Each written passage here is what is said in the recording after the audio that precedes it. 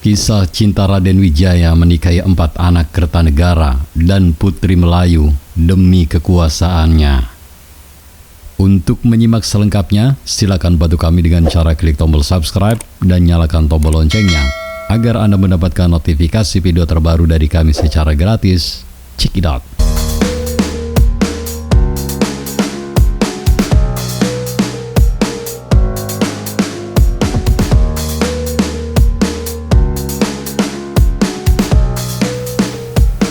Untuk bisa mendirikan sekaligus mencapai puncak singgasana Majapahit, Raden Wijaya harus melalui 2 pertempuran besar atas bantuan strategi cerdik Arya Wiraraja dan dibantu dengan kesetiaan para panglima perangnya.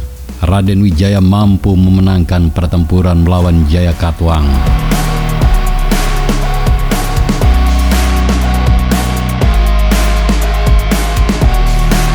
Sahabat serintil, untuk bisa mendirikan sekaligus mencapai puncak singgasana Majapahit, Raden Wijaya harus melalui 2 pertempuran besar atas bantuan strategi cerdik Arya Wiraraja dan dibantu dengan kesetiaan para panglima perangnya.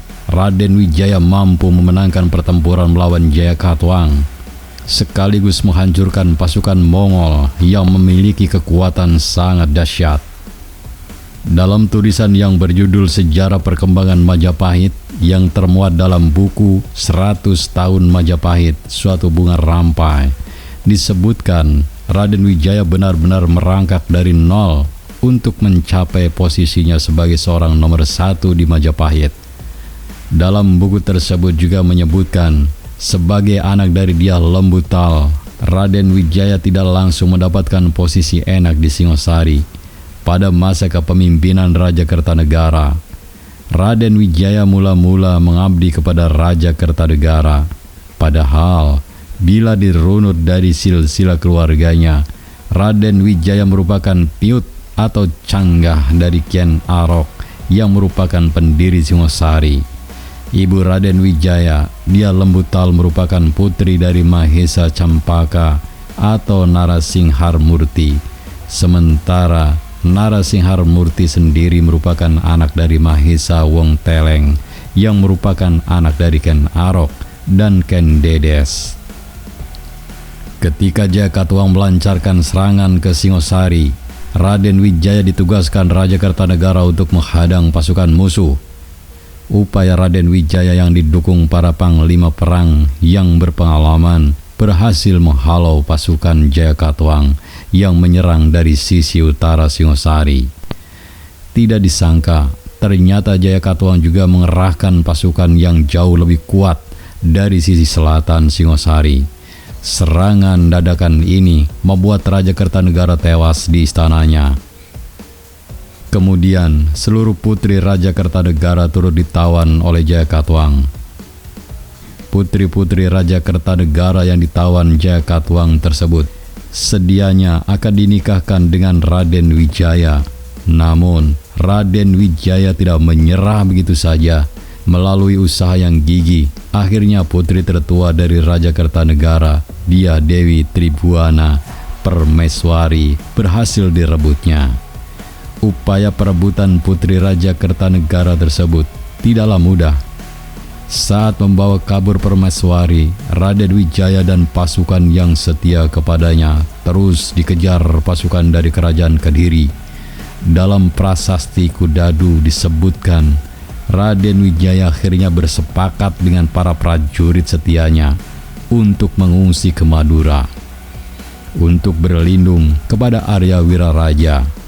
Saat bertemu Arya Wiraraja, Raden Wijaya disarankan untuk menghamba ke Jayakatwang, dan ketika penghambaan itu diterima, Raden Wijaya disarankan untuk meminta pembukaan hutan Tarik sebagai kota. Dari kota baru inilah strategi menyerang Jayakatwang mulai disusun dengan memanfaatkan kekuatan pasukan Mongol yang datang ke Jawa untuk menghancurkan Raja Kertanegara.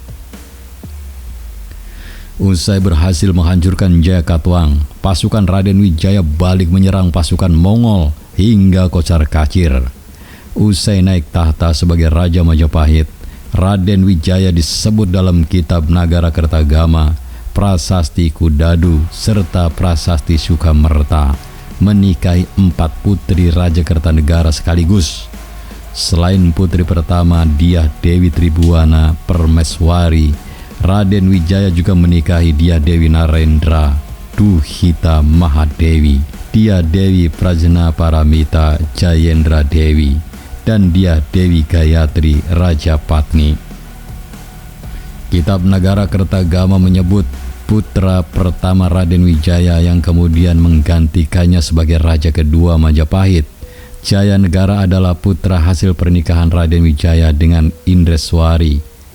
Namun dalam kitab Pararaton, Jayanegara yang disebut Kalagemet merupakan putra Raden Wijaya dengan seorang putri dari Melayu yang bernama Dara Petak, yang diduga dalam Negara Kertagama disebut Indreswari. Dara Petak dibawa ke Jawa oleh Mahisa Anabrang yang sebelumnya memimpin ekspedisi Pamalayu yang digagas Raja Kertanegara saat masih bertahta di Singosari. Dara Petak merupakan hasil diplomasi persahabatan yang dilakukan oleh Raja Kertanegara kepada Raja Damasraya di Jambi untuk berkoalisi membendung kekuatan Mongol. Dari 4 putri Raja Kertanegara memiliki peran masing-masing. Bagi Raden Wijaya, Dyah Dewi Tribuana Permeswari disebut memiliki keunggulan dalam permainan kata atau disebut Mahalalita. Sementara Dyah Dewi Narendra Duhita Mahadewi disebut menjadi landasan percintaan Raden Wijaya, dan Dyah Dewi Prajna Paramita Jayendra Dewi memiliki kesetiaan dan perilaku yang sangat luhur. Sedangkan si bungsu Dyah Dewi Gayatri Rajapatni disebut memiliki kecantikan yang sangat luar biasa dan paling disayangi oleh Raden Wijaya. Raden Wijaya bertahta sebagai Raja Majapahit selama 16 tahun. Menurut kitab Pararaton, Raden Wijaya mangkat pada tahun 1267 Saka atau 1305 Masehi. Sementara dalam versi kitab Nagara Kertagama, Raden Wijaya wafat pada tahun 1231 Saka atau 1309 Masehi. Setelah Raden Wijaya mangkat, tata Raja Majapahit berpindah ke Jayanegara. Selama pemerintahannya, Jayanegara didera banyak pemberontakan dan tindakan asusila yang membuatnya banyak dibenci orang.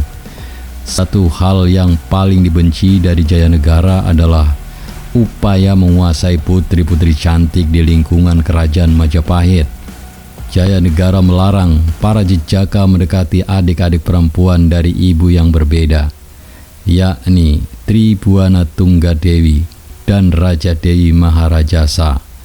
Jayanegara sendiri akhirnya tewas di tangan seorang abdi dalam yang bernama Tanca.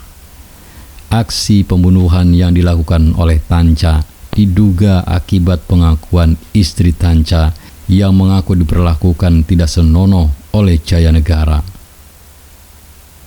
Sahabat Serintil, demikian kisah cinta Raden Wijaya menikahi 4 anak Kertanegara dan putri Melayu hanya demi kekuasaannya.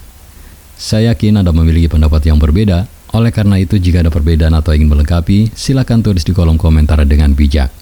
Terima kasih telah menyimak video ini sampai selesai.